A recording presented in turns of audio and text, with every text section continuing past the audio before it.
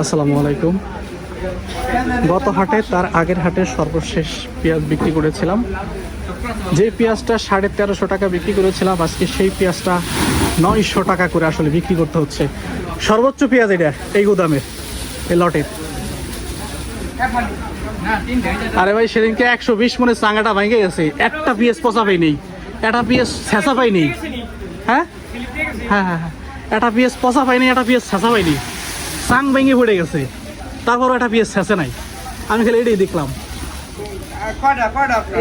তিনটে আজকে সর্বশেষ, মানে কি পরিমাণে আসলে দুঃখ কষ্ট নিয়ে আজকে যে পেঁয়াজ বিক্রি করলাম সেটা শুধু আমিই জানি।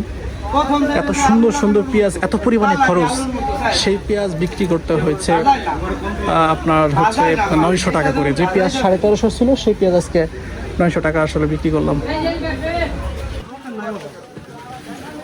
দেখতে পারতেছেন সমানে পেঁয়াজ আসতেছে, কারণ হচ্ছে সামনে ঈদের বাজার, যে কারণে আসলে এই পরিমাণ পেঁয়াজ আসলে আমদানি হচ্ছে।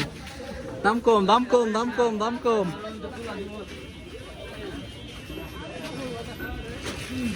সমানে শুধু পেঁয়াজ আসতেছে, সমানে পেঁয়াজ আসতেছে। পর্যাপ্ত পরিমাণে বাজারে আমদানি আছে, যার কারণে হচ্ছে পেঁয়াজের দামটা এভাবে কমছে। দাম নাই, দাম নাই, 800, 850 এই পরিস্থিতি। আজকে 900 টাকা করে বেশি। আর বললেন না, আইরে খরচ। কৃষকের এখন পেঁয়াজ বিক্রি করতেই হবে, কারণ এখন হচ্ছে ঈদের বাজার যাচ্ছে, মানুষের কেনাকাটার আসলে অনেকটাই প্রয়োজন। আমাদের এই অঞ্চলে আসলে মানুষ পেঁয়াজ এবং পাটের উপর নির্ভরশীল। অর্থনৈতিক অবস্থা আসলে এটা দিয়ে আসলে নির্ভর করে, এটার উপরই নির্ভর করে, যার কারণে হচ্ছে একটু দাম কম হলেও বিক্রি করতে হবে, কিচ্ছু করার নেই। কয় মন রাখছিলেন? 240 মন। 240 মনের অবস্থায় কি খারাপ? এই 163 মনের কত করে দাম পাইছেন? তো পুরোই লস। এই যে পচতেছে, আপনার মতো তো অনেক আছে, অসংখ্য মানুষের পেঁয়াজ এরকম পচতেছে। এই পচার কারণ কি? কারণ কি ঠিকভাবে থাকে, মানে থাকে বিদ্যুতের কারণে সম্ভবত এরকম হইতেছে। দর্শক শুনতেছেন যে বিদ্যুতের কারণে আসলে পেঁয়াজ পচতেছে।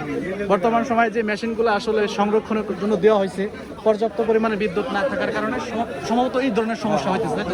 হইতে পারে।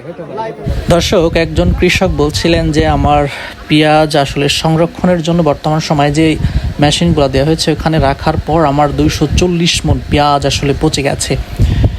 তার কথা শুনছিলাম আর আফসোস করছিলাম, হায় রে কি অবস্থা। বর্তমান সময়ে পেঁয়াজ একটু দাম বাড়ছে, আবার কমছে, দাম বাড়ছে কমছে, আবার ব্যবসায়ীদের সিন্ডিকেট, তারপর হচ্ছে মানুষের এই যে একটা পরিস্থিতি বিরাজ করছে, একটা পেঁয়াজের প্রতি মানুষের একটা নেবে না একটা ভাব, তুচ্ছ তাচ্ছিল্যের একটা বিষয়। মনে হচ্ছে যে এই পেঁয়াজের দাম আগামীতে আসলে কোন পর্যায়ে যাবে সেটা আসলে এখন সময়ের ব্যাপার। কারণ যেই পেঁয়াজ, মানে এই পেঁয়াজটা যে বছর আসলে তুচ্ছ তাচ্ছিল্য হয় দাম কমের কারণে, বিভিন্ন বাজার আসলে আপ ডাউন করে, সেই বছরেই পেঁয়াজের দাম আর 10,000, অর্থাৎ 4 থেকে 10,000 অবধি দাম উঠে থাকে। হ্যাঁ, তো আশা করছি যে এবছর এমন একটা পরিস্থিতি আসলে তৈরি হবে, আমরা ধারণা করছি। কারণ প্রচুর পরিমাণে পেঁয়াজ আসলে পচে যাচ্ছে, প্রচুর পরিমাণে পেঁয়াজ নষ্ট হয়ে যাচ্ছে, প্রচুর ঘাটছে। এবছর যেভাবে ফলন হয়েছে সেভাবেই আসলে নষ্ট হচ্ছে, অর্থাৎ আয় এবং ব্যয় একদম সমান বলতে পারেন। কৃষক যদি এখন দাম না পায়, আগামীতে আসলে উঠে দাঁড়াতে পারবে না।